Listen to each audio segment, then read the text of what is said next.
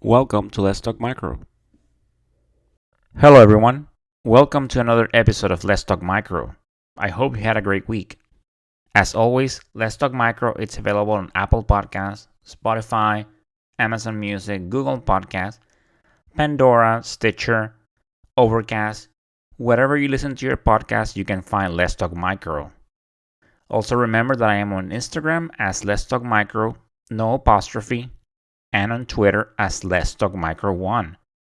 So go ahead and follow, leave some feedback. I always like to post pictures of organisms, and I always like to give an update as to when the next episode is coming out.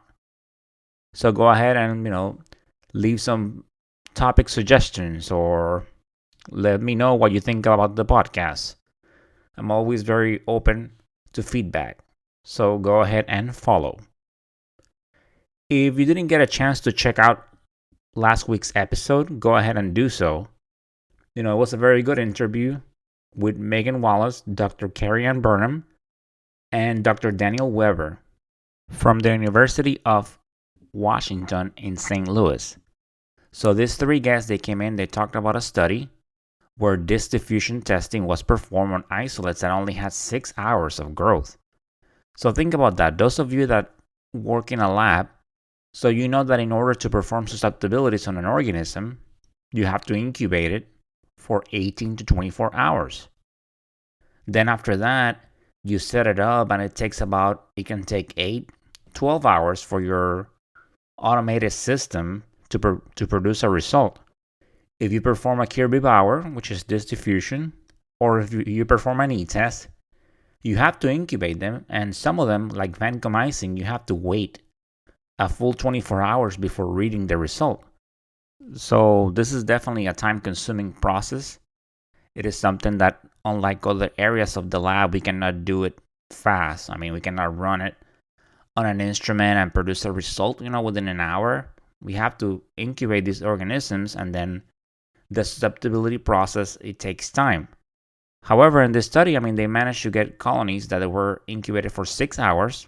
They performed the susceptibility testing, and they compared the susceptibility results to organisms that had the regular incubation time, which is 18 to 24 hours. And the results were actually really good. So hopefully, more studies can be produced like this. And this is something that labs kind of need to look into. If we can reduce the time that it takes for us to incubate the organism and then perform susceptibilities, the patient can get treated faster, which is the end goal of what we do, right? We want to make sure that the patient gets the appropriate treatment. And for that, we need to identify the organism and we need to perform susceptibility testing. And we also talked on the episode about how, of course, some logistics need to be worked up. For example, maybe a separate incubator where there's not much access, because if you're opening and closing, it's going to delay the growth of the organism. So that's one thing to look into. Always, of course, need staffing. That's always a big issue. So there's some things that need to be worked up, but overall, this looks like something promising, I will say. Something that, if it's implemented, it could definitely result in improvement in the amount of time that it takes for us in the lab to produce a susceptibility report. So go ahead and check out last week's episode. So today, it's another interview episode. I mentioned that there's some interviews coming your way, so I hope you enjoy them. So this episode that it's coming now, it's about Stenotrophomonas maltophilia. So those of us that work in the lab, if you're a student, you definitely will cover it. So we know that Stenotrophomonas is a gram-negative rod. It is indole negative. It is oxidase negative. It is a very significant organism, right? It's seen in ICUs. It also, likes to survive on hospital equipment, which makes it a very significant organism because, if it likes hospital equipment, it's definitely involved in nosocomial infections. And not only that, this organism has a high level of intrinsic resistance to antibiotics. So, and those of you that work in the lab, you have seen it, right? You put a Stenotrophomonas on a Vitek card, and it's only going to give you SXT. It's going to give you levofloxacin, depending on the card. So there's only a handful of drugs that you test for it. And this is because, this organism is very resistant, which it makes it more difficult to treat. So in this study, they evaluated Stenotrophomonas maltophilia susceptibilities on 3 automated systems: the Vitek 2, the Phoenix, and the Microscan. So they wanted to see, how they perform versus, your standard method, which is your broth microdilution. And they compare these results. So this is what this interview is about. We see how the instruments perform. Some did better than others. And we also talk about breakpoints as to why there are almost no FDA breakpoints for Stenotrophomonas maltophilia and what are the challenges of that. This is an organism, like I said, it is very resistant. There's not that many antibiotics. And those of you that work in the lab, you have seen that sometimes even, let's say that you do an SXT and it comes out as resistant. Typically, that's the criteria that you use to call Stenotrophomonas multi-drug resistant, or an MDRO. So some facilities, they will confirm that SXT result to make sure. Some might not. Some might steer away from some cards that are using the Vitek. So this organism definitely has its challenges. And like I keep saying, is very significant. Dr. Ayesha Khan, I get to interview her, and she talks about this study that it was performed. When the article was published, which was in August of 2021, she worked for the Center for Antimicrobial Resistance and Microbial Genomics in Houston, Texas. And then when I performed the interview, she was a visiting faculty of infectious diseases at the Universidad del Desarrollo in Chile. So this is a great interview episode, some good information about Stenotrophomonas and its challenges. So let's go ahead and listen to it. So today here we have a guest to discuss an article titled Evaluation of the Vitek 2, Phoenix, and Microscan for Antimicrobial Susceptibility Testing of Stenotrophomonas maltophilia. This was published in August 2021 on the Journal of Clinical Microbiology of the American Society for Microbiology. So today with us we have Dr. Ayesha Khan. She is a visiting faculty in infectious diseases at the Universidad del Desarrollo Institute of Science and Medical Innovation in Santiago, Chile. So Dr. Khan, welcome to Let's Talk Micro. Thank you. Thank you for having me. You're welcome. So let's just start with an overview of the study and its findings. Yeah. So I guess specifically we kind of have a 2 parts to, so there's 2 studies that are both from the same set of isolates that we're working on. So essentially we're focusing on a bug that we don't really have a lot of contemporary data on. So there's not a lot of studies published about Stenotrophomonas multifolium, but it's a emerging cause of especially bloodstream infections in immunocompromised patients. And largely because right now we have an increasing immunocompromised population with cancer treatment and other medical innovations that are creating a more susceptible population to opportunistic pathogens, which is why Stenotrophomonas is gaining prominence right now. But there's a lot of problems when it comes to the clinical laboratory and how it can guide therapy of steno infections. And the largest problem is there's a lack of coherent or lack of concordance and lack of coordination between the regulatory bodies that are responsible for setting standards for how clinical labs should be doing antimicrobial susceptibility testing. And there's a lot of problems with that can make it very difficult for a clinical lab to guide treatment and guide physicians in picking the right drug. Okay, so in this study, some cultures of Stenotrophomonas multifolium were compared and tested on some of the automated instruments that we have in the lab? Correct. Yeah. So there we compared the three most common or prevalent automated systems that are used in the United States, which is the Microscan, the Phoenix, and the Vitek.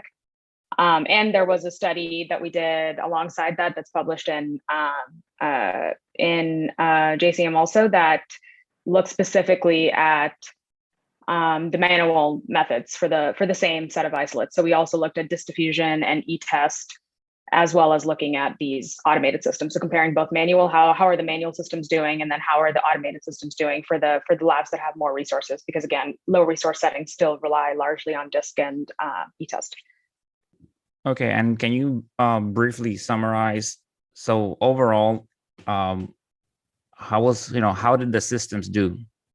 So in terms of the performance specifically of so there's three systems, and they all, I want to say, work in slightly different ways. So there's different manufacturers, and again, so we're basically comparing the technology between them. And we're doing it using CLSI breakpoints that are available. And I think that goes back to the main problem with all of this, or like why we even decided to do this.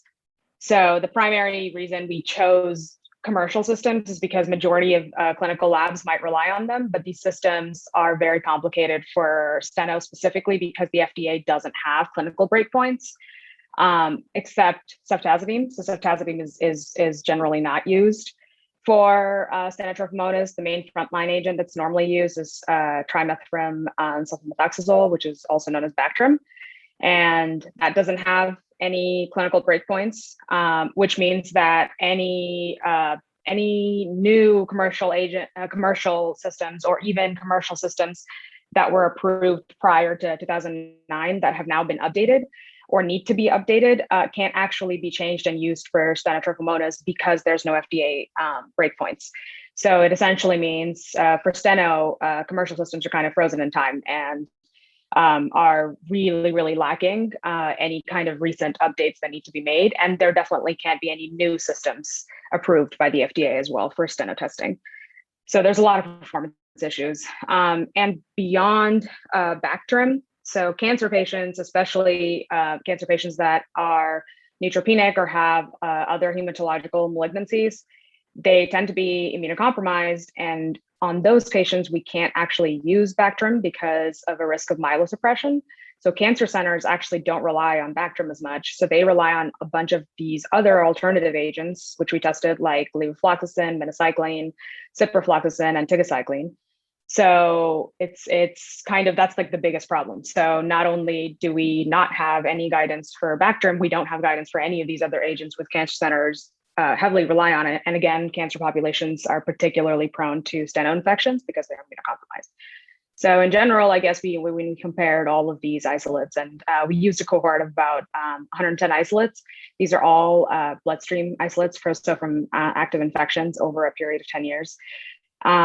Essentially, we wanted to see how do these systems compare to each other, and then also discuss what are the implications of not having FDA breakpoints in the real world. And what we discovered was using what CLSI breakpoints we do have. So CLSI is, again, a separate body that does have clinical breakpoints for these agents. So it does have clinical breakpoints for Bactrim, for levofloxacin, and for minocycline, in addition to ceftazidime. But again, the FDA doesn't recognize any of these except ceftazidime, which is something rarely that steno is susceptible to. A lot of steno isolates tend to not to be susceptible to ceftazidime anymore. So using CLSI breakpoints, because FDA breakpoints didn't exist, we basically discovered that all of these systems did have pretty reliable performance for these agents. They were, and again, we kind of parsed through the errors, and I think that might be something that was important for people to look at. So the most important agent that works really well on all systems is minocycline, which again is something that there's no breakpoints for, but everything works really well with minocycline. So a disc works really well. We reported that before. E-test works pretty well with minocycline, and so do the microscan and Phoenix, which had like perform or categorical agreement, which is how we look at performance of 99% and 100%. So reliable. And with the exception of that, for Bactrim, microscan and Phoenix also worked really well. But Vitek 2 was the one that we really ran into a lot of problems with. So the Vitek 2 really didn't have good performance for any of the agents that we tested. And again, that's due to the way that the Vitek system, the technology works. And I think that that kind of highlights one of the main problems. So the Vitek 2 is a pretty old commercial system, but it hasn't been updated and can't officially legally be updated because of the lack of FDA breakpoints.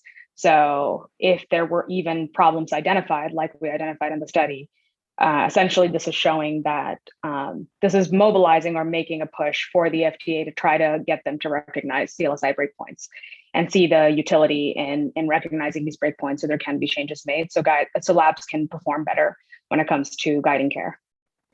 Okay. And now, so you mentioned the breakpoints. As far as you know, do you know why the FDA doesn't have any breakpoints? Yeah, so it's essentially it's been a age-long legal battle prior to 2007. The FDA used to allow commercial systems to obtain clearance, so get cleared to be officially used in hospitals and clinics and clinical settings with breakpoints that were published by CLSI. But they changed that, and now FDA only allows for commercial systems to be cleared if they have on the agents and the drugs that they have breakpoints for, which creates this bureaucratic discrepancy. The reason the FDA doesn't recognize steno breakpoints is the FDA kind of has their own system for how they accept breakpoints, which tends to be a little bit different than CLSI. So CLSI comes up with a combination of looking at clinical outcomes data, then the PK/PD, so the pharmacokinetics and pharmacodynamics, along with understanding what the MIC distributions of these isolates are, and then for specific drugs, and then comes up with breakpoints. But then the FDA really heavily relies on going by usually, for example, the indication for the drug based on the manufacturer of the drug itself, and also really demands more clinical data that's more contemporary and that's more recent in order to recognize breakpoints. And again, that can be very complicated for rarer bugs where you kind of don't have those metrics to begin with because there's not a lot of studies. So partly that's kind of why we're generating a bunch of this data to try to hope to get some more data out there on steno, because that's partly the reason for why there might not be more there might not be recognition of certain breakpoints because there isn't contemporary data. But besides that, there's discrepancies like this, not just for steno, but for there's other bugs and drugs. And it's basically an ongoing, more of a political push, I guess, to get the FDA on board to start recognizing CLSI breakpoints and to start being a little bit more open with how they're doing these deliberations on what's recognized and what's not. Okay, thank you for that. So as far as, when you, so the Vitek was used in the study, and as far as you know, there are different models out there. You have like there's like a smaller, a larger one, there's automatic versus manual dilution. Mm-hmm. Do you know which method was used, or was it just, everything across, was it the same, or was there a variability there, or? So the Vitek 2, there was no variability within the system. So we had isolates that were sent to different institutions, and each institution performed one of the automated systems. So one institution performed Vitek, one did the microscan, and one did the Phoenix. So within the Vitek itself, there were there could have been possible discrepancies when it comes to, for example, the lot-to-lot changes with the cards that are used, the AST cards that are used on the Vitek.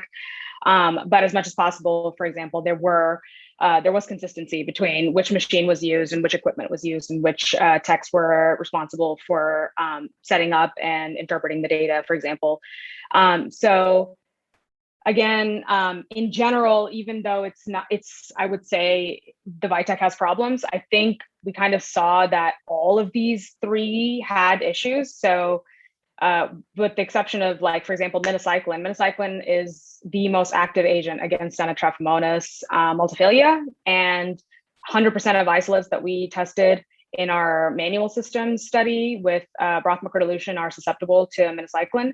And that was the only agent that performed well on the systems evaluated against that particular antimicrobial. But we couldn't actually evaluate it with the Vitek at all because it wasn't on the card. So that's another limitation. Sometimes the Vitek is very limited in terms of it has specific cards with specific antimicrobials for specific bugs. So if you don't have, for example, Stenotrophomonas approved by the FDA for certain drugs, then those drugs are going to be potentially going to be difficult to be able to get on the same card. So it wasn't tested at all. And in contrast, besides minocycline, no system performed acceptably for the remaining antimicrobials, but Vitek had, by far the worst performance. And the most important reason I think we highlighted the Vitek being having poor performance was that it had poor performance for Bactrim, or trimethyltrim sulfamethoxazole, which is the frontline agent, across specifically for Vitek, it was overcalling resistance. So basically it called isolates that were susceptible, 25% of isolates that were susceptible were called resistant. And that can be problematic because then it takes a valuable drug that could potentially be used in clinical settings out of question, because people wouldn't want to, physicians wouldn't want to use a drug that the AST report says it's resistant to. So that's kind of why we focused on Vitek too. But all of the agents all of the systems had major issues all around. Yes, definitely. I see that from the study. It seems that the results were varied. Like you had sometimes you have the broth microdilution was resistant, and then the automated systems were susceptible, and vice versa. Yeah, so there's performance standards that we have to whenever we assess a test method. So in this case, the automated systems in relation to the gold standard. So the gold standard is the broth microdilution. We basically need them to meet certain metrics. So they need to have a certain number of maximum errors that they can reach before the system is considered unacceptable in terms of how it performs. So essentially, for the frontline agent for Bactrim, none of the systems had reliable performance, which is concerning. And again, for minocycline, we only had 2 of the systems that performed well, which was the Microscan and the Phoenix. And after this study, has there been any more done? So there's now, I think there is more focus on trying to see if we can actually look at clinical outcomes. So the last author of the study, which is Dr. Romney Humphreys, who I'm going to be doing my clinical microbiology fellowship with. So our next steps that we're focusing on are to look at what does the patient side look like? Because here we're just focusing on in vitro testing. We just take these, yes, they're clinical isolates from infections, but at the end of the day, we're doing in vitro susceptibility testing and only looking at whether an agent is able to, kill this bug in a test tube, essentially, right? So in a very different, not physiologically accurate environment. So we want to then look to see how, depending on what drugs are given to patients with Stenotrophomonas infections, how do they perform? And hopefully that's kind of the missing piece that essentially the FDA is saying that they don't have enough published data on, which is how are the clinical outcomes of patients with Stenotrophomonas infections when it comes to the usage of these drugs. And because clinical labs can use CLSI breakpoints, for example, to on Stenotrophomonas and on these agents that they have CLSI breakpoints for with the DISC, with the e-test, or they can validate a system by themselves. But that's, again, a process that only labs with a lot of resources can sometimes do. So in that way, I think some of the manual systems like DISC and e-test are, and we also looked at LifeChem, they tend to be a little bit more accessible, just because there's so many limitations when it comes to using commercial systems. So we're focusing on looking at the patient side next. Okay. And yeah, so just going back to the Vitek cards, because definitely, what you said, I have worked with different cards, and definitely, They all have different antibiotics. Sometimes, for Stenotrophomonas, I work with some that only have the SXT. Hmm. Some had that and levofloxacin. Hmm. And then I'm also been under several protocols as far as the SXT. Some cards we don't use them anymore because of that, the discrepancy of the SXT. Hmm. I see some labs that actually they confirm resistant results of that they get on the Vitek by SXT. Do you have any recommendations? Should they be confirmed? I mean, there's a variability. Yeah, we always talk about, especially for some of even the alternative agents, where SXD is not an option, and cancer centers, for example, rely very heavily on levofloxacin, ciprofloxacin, and tigecycline. Whenever we see errors, it tends to be there's patterns with these errors. So there's either consistently, for example, with the Vitek, where there was a overcalling of resistance or non-susceptibility when it came to Bactrim. So for situations like that, we always ideally recommend verification with secondary testing, ideally with like a reference method, so you can send it out to a reference lab. But again, it kind of comes down to two problems there, where these commercial systems then kind of lose utility if you're always kind of going up with needing to rely on a backup method. And likely, if you're confirming resistance, and if it does in fact turn out to be resistant, I think everything then goes back to, okay, this is an infection in a patient with a resistant isolate, and this is probably where you need the answers the fastest. So it's reducing turnaround time pretty significantly every time you kind of add these verification methods, which are important. But yeah, so ultimately, there's so many problems with these commercial systems, and none of them really perform really well.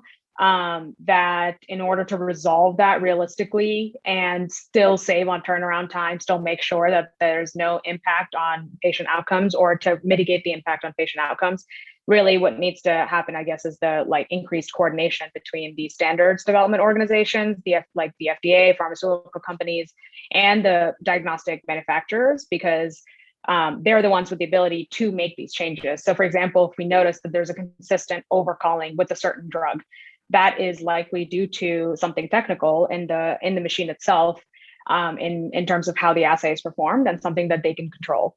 And again, ideally, they would be able to make these updates, but every time you make an update to this system, you would have to go through the whole pipeline of getting clearance with the FDA again. And that's where the hurdle now comes up, because the FDA doesn't have breakpoints. So none of these systems have been updated. So that's kind of what we're hoping to push for, I guess, over the next few years.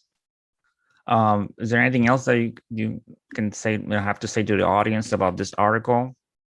I guess just there's I think it is important probably to understand some of these, not just the clinical limitations and the technical limitations of antimicrobial susceptibility testing, but some of the legal limitations.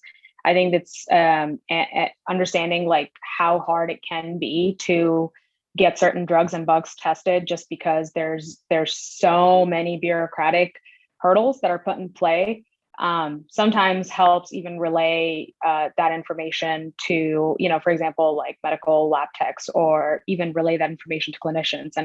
And I think it kind of adds a little bit more awareness on like where the changes need to come from, especially because changes only really happen when there's widespread awareness and there's a general push at every level, I think, to improve kind of what the standard is right now, which is not very good. And there's a bunch of reviews I would recommend. Just, I think you can actually look up Dr. Romney Humphreys and look at anything along the lines of 21st Century Cures Act, which is the in reference to all of the legality that went around pushing the FDA to try to get them to move past the change that they made, where only commercial systems can be approved with their breakpoints. And there's a lot of reviews, like I said, written by Romney Humphreys, that kind of covers like, here's all these problems that exist in the world of AST. And I think that's important for us to understand. Okay, so there you have it, listeners. Dr. Khan, I want to thank you for taking the time to come in on to Let's Talk Micro. Thank you. Thank you for having me. My pleasure.